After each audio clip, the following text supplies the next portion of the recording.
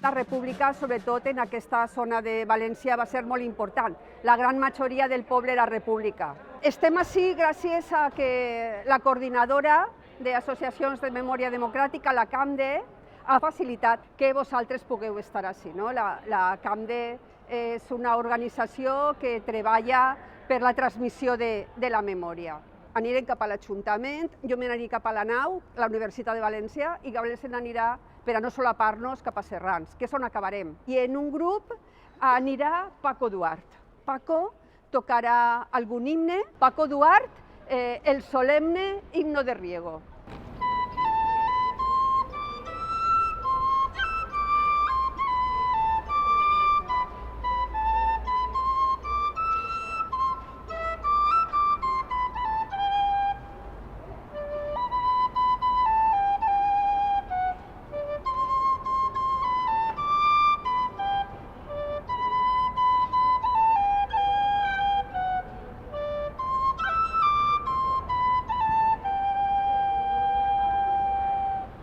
Moltes gràcies.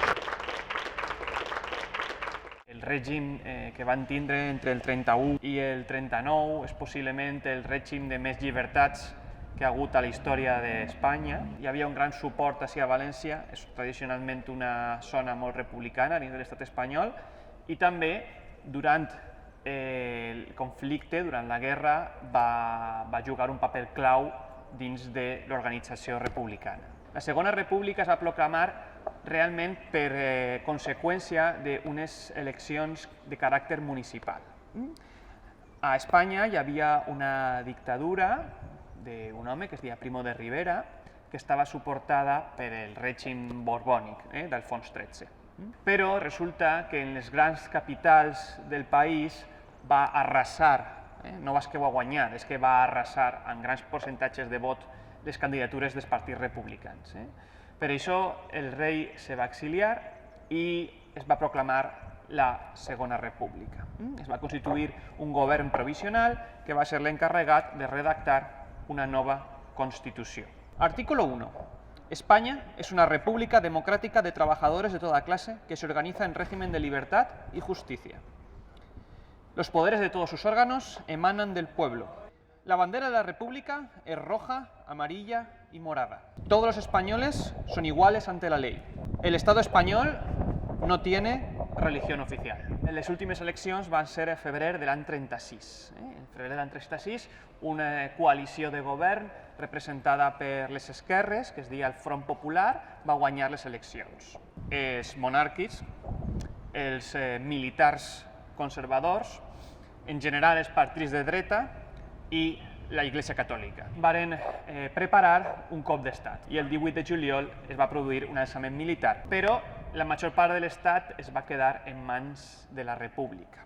Concretament, les parts més importants, que són les parts industrials, i les capitals, Madrid, Barcelona, València, destacadament. Ràpidament, els governs feixistes d'Itàlia, amb Mussolini, i d'Alemanya, amb Adolf Hitler, varen suportar el cop d'estat i la república es va quedar pràcticament a soles, simplement a una tibia resposta de les democràcies europees.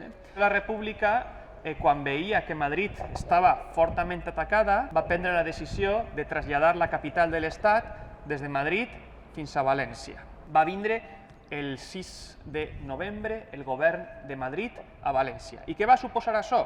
Va suposar una revolució social a la ciutat. President de la República, president del govern, tots els ministeris, treballadors dels ministeris, periodistes, escriptors. La ciutat de València va duplicar la població i va ser el centre realment del món perquè els corresponsals de guerra estaven contant a tot el món des de València el que ocorria a la guerra a Espanya.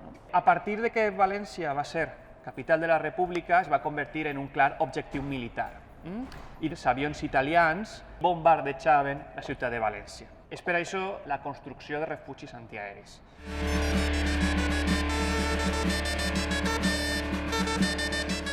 Perquè una condició indispensable per a ser un refugi és que té que tindre una entrada i una eixida. En cas de bombardeig, si es bloqueja una entrada, tens que tindre una altra darrere per a poder escapar, per a poder sortir d'allí. Aquestes lletres no són originals d'aquest refugi, tenen una tipografia molt particular, d'estil art déco. Encara que tu no saps llegir ni escriure, sí que saps reconèixer una tipografia que és, diguem-ne, especial. Si mireu així la foto, és molt diferent del que anem a veure ara. La diferència principal és en el sostre i en els pilars. Aquest tipus de refugi es diu d'estil adintelat, vol dir que el sostre està recte. Si el sostre està recte, se necessita molta més quantitat de formigó per a protegir a la gent. Si està abovedat, com el que anem a veure ara, un impacte el que fa és que per lleis de la física se distribuïsca la força de la deflagració de la bomba als costats. Tant els refugis públics com els escolars, però sobretot els públics, tenen bancs per assentar-se. Tenia un bany i tenia també canvis d'aire mecànic.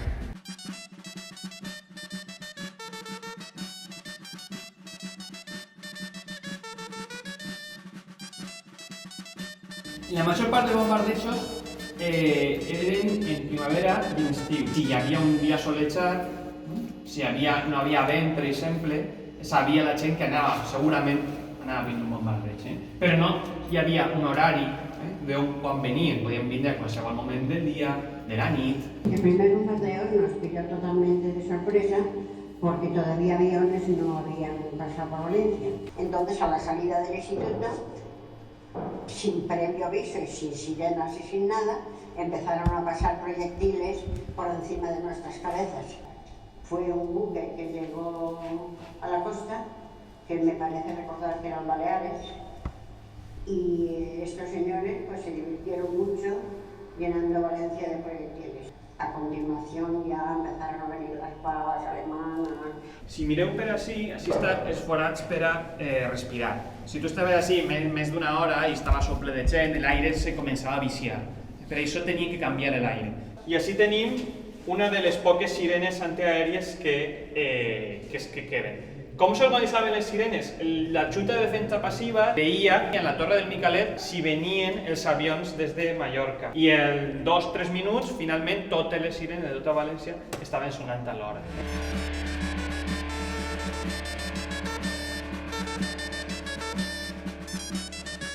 És la foto de la proclamació de la República. Es va proclamar aquí a la plaça, mireu, que aleshores deia plaça d'Emilio Castelar, un dels presidents de la Primera República. Un lloc on es van celebrar moltíssims events.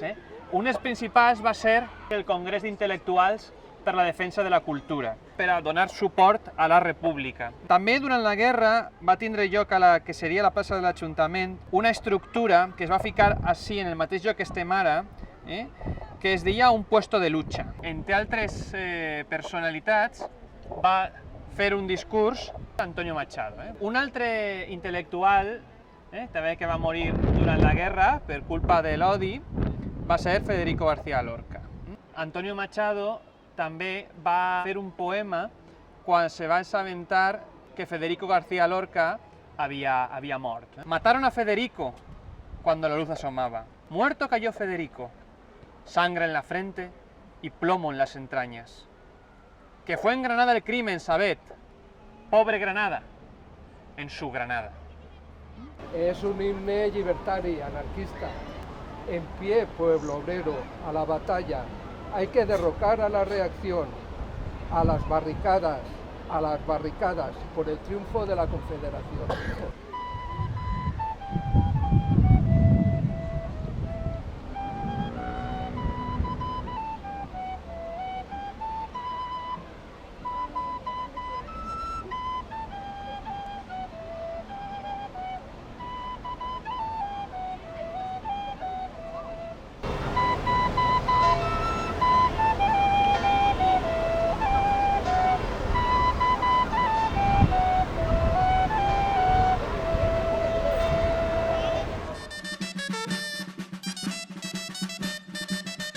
València va ser una ciutat refugi per a moltes persones republicanes que estaven ja dins de la zona franquista i que pogueren estar en un lloc segur. Unes de les persones més importants per a protegir eren els xiquets, per això en horts de Picanya, en Paiporta, protegien els fills de moltes persones que estaven al front o que s'havien quedat orfes, que estaven baix protecció de la República. Així, en esta iglesia de Sant Martín teníem un lloc per a fer refugi a les persones que venien d'Astúries. No és que la República quemava les igleses, perquè tenien un ús molt determinat. Per aquesta església era un lloc de refugi per a refugiats. Altra església era un comedor escolar. Altra església era un saló d'actes. Altra església era una biblioteca.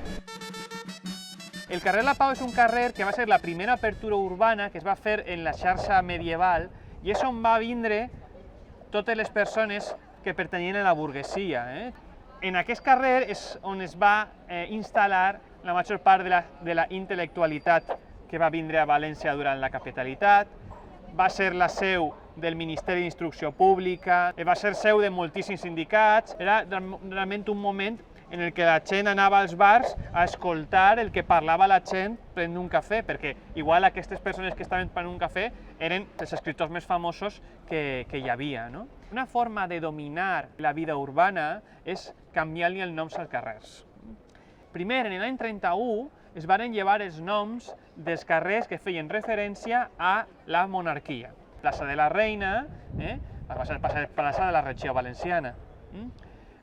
Plaça d'Alfons XII va passar a ser plaça d'Ausiàs Marc. Tots aquests canvis de nom van tindre molt més efecte quan va començar la guerra. Aleshores van llevar també els noms religiosos. El carrer que tenim així, carrer de Sant Vicent, va passar a ser carrer de Largo Caballero, carrer de Pablo Iglesias i no de Maria Cristina.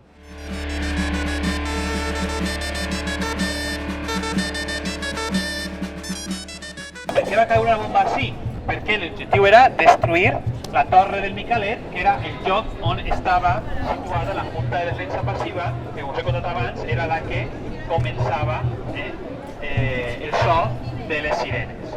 I encara a dia d'avui tenim així, a la Porta dels Ferros de la catedral, les senyals de la metralla. Aquest és el Palau dels Borja, però el moment, diguem-ne, més important és en el segle XX, quan va ser designat com seu de la presidència del govern.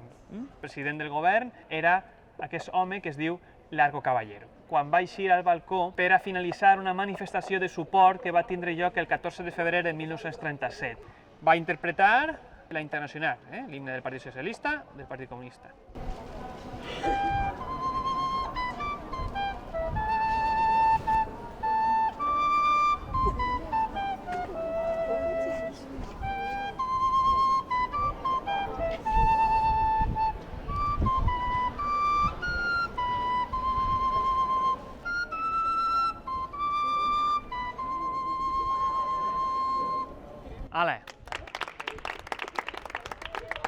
Un dels llocs més bombardejats era el Museu del Prado.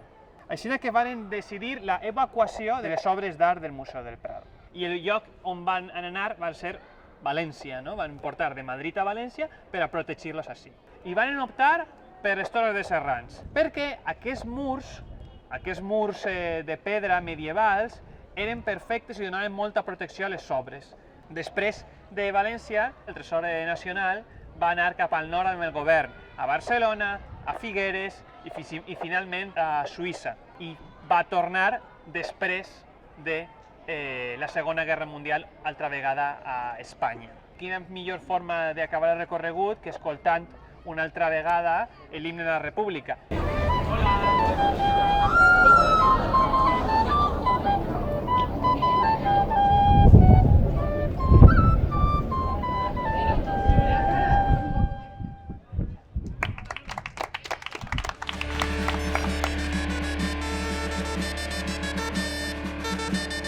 Bé, molt entretingut, és important que els joves coneguem la història d'on venim, de què ha passat abans de que nosaltres estiguérem ací.